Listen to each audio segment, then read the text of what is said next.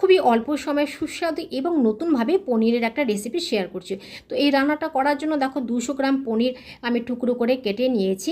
তারপর এই পনিরগুলোকে ভেজে নেব। কড়াই বসিয়ে দিয়ে দিচ্ছি পরিমাণ মতো সর্ষের তেল। রান্নাটা সর্ষের তেল দিয়েই করব। পনিরগুলো ভাজার সময় লবণ বা হলুদ দেব না। তো অল্প আছে যতক্ষণ এই পনিরগুলো ভাজা হতে থাকে এই সময়টুকুর মধ্যে আমি একটা মশলা রেডি করে নেব। তো এই মশলাটা রেডি করার জন্য কাঁচা পাকা লঙ্কা নিলাম, টমেটো টুকরো নিয়ে নিলাম আদার টুকরো, আর এখানে 1 চামচ কালো সর্ষে, 8-10টা কিশমিশ আর 8টা নিয়েছি কাঠবাদাম। খুব ভালো করে ধুয়ে আমি বেশ কিছুক্ষণ আগে ভিজে রেখেছিলাম। তারপর দেখো মশলাটাকে আমি মিহি করে বেটে রেডি করে নিলাম। মশলাটা আমার তৈরি হয়ে গেছে। এবারে পনিরগুলোকে আমি সাইড থেকে সরিয়ে নিয়ে তারপর অল্প করে কালো জিরে ফোড়নটা দিয়ে তারপর যেই মশলাটা রেডি করে নিয়েছিলাম মশলাটা দিয়ে দিলাম। এক্সট্রা করে আর জল দেব না। মশলার যে মিক্সিং জারটা অল্প জল দিয়ে তারপর মশলাটা দিয়ে দেব।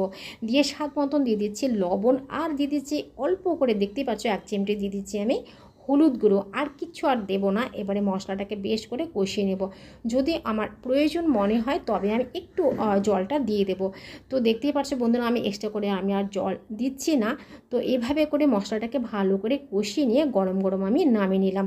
তো তৈরি হয়ে গেল নতুনভাবে আমার সুস্বাদু পনিরের রেসিপি। কেমন লাগলো অবশ্যই কমেন্ট করে জানিও।